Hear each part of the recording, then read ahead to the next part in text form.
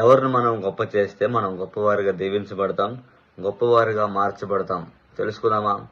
తెలుసుకోవాలన్నట్లయితే పరిశుద్ధ గ్రంథం నుంచి కీర్తన గ్రంథం 47 అధ్యాయము 6వ వచనంలో ఒక మాట ఉంటుంది. చదువుకుందాం. దేవుణ్ణి కీర్తించండి, దేవుణ్ణి కీర్తించండి, మన రాజును కీర్తించండి, కీర్తించండి.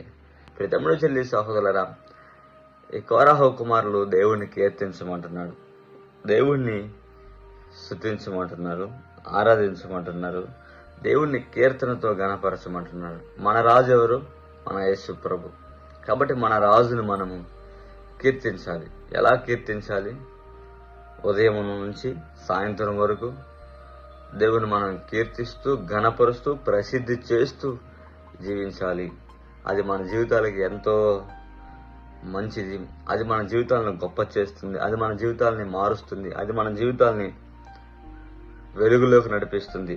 దేవుణ్ణి కీర్తించటము ఎంతో ఆశీర్వాదం అని ఆ కీర్తనకారులు తెలియజేస్తున్నారు. వాళ్ళు ఎలా కీర్తిస్తున్నారంటే, ఆనాడు కీర్తన అనగా దేవుణ్ణి కీర్తిస్తున్నారు, ప్రసిద్ధి చేస్తున్నారు, దేవుణ్ణి గొప్ప చేస్తున్నారు, దేవుణ్ణి ఘనపరుస్తున్నారు. రాజుని గురించి, మన దేవుడు, మన రక్షకుడు, మన ప్రభువు అన్య జనులకు వెలుగై ఉన్నాడు, రారాజుగా ఉన్నాడు అని వారు కీర్తనలతో దేవుణ్ణి ప్రసిద్ధి చేస్తున్నారు.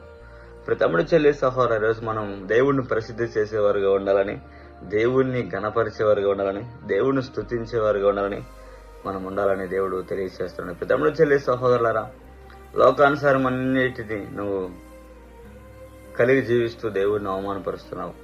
ఇదిగో ఈరోజు నువ్వు ఈ లోకానుసారమైన వాటిని వదిలేసి దేవుణ్ణి కీర్తించు. నీ పెదవులతో, నీ జీవితంలో, నీ క్రియలతో యేసుని కీర్తించు.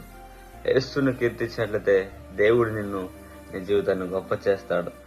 ఆనాడు యెహోషువ దేవుని ఆజ్ఞల ప్రకారం నడుచుకున్నప్పుడు తన కీర్తి దేశమంతా వ్యాపించింది. అంటే గొప్ప చేపట్టాడు, దీవించబడ్డాడు, మార్చబడ్డాడు, అనేకులకి తెలియచేయబడ్డాడు. ఈరోజు మనం అటువారిగా ఉండడం దేవుడు మనల్ని జ్ఞాపకం చేసుకుని వాగ్దానం మనకు అందిస్తున్నాడు. కీర్తించు.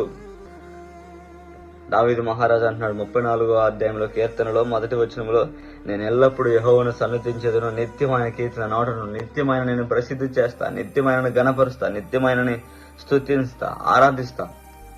ఎల్లప్పుడు దేవుడిని మనం ఎల్లప్పుడూ స్తుతించుతుంటే దేవుడు మనల్ని గొప్ప చేస్తాడు, గొప్పవారిగా దీవిస్తాడు, ఆశీర్వదిస్తాడు. అదే 3వ వచనంలో చూడండి, నాతో కూడా యెహోవాను గణపరచండి, మనం ఏకముగా కూడా ఆయన నామమును గొప్ప చేయదు. మనం ఆయన స్తుతిస్తూ గొప్ప చేసినట్లే దేవుడు మన జీవితాలను గొప్ప చేస్తాడు. పరిస్థితులు ఎలా ఉన్నా సరే దేవుడు మనల్ని గొప్ప చేసేవాడుగా ఉన్నాడు.